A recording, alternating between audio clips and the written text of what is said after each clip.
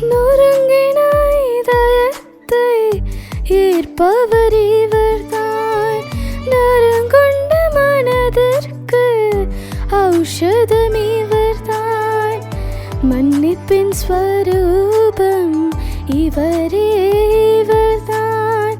மனுக்குலம் மீட்கும் மீட்பரும் இவர்தான். இவரது நாமம் இயேசுவே.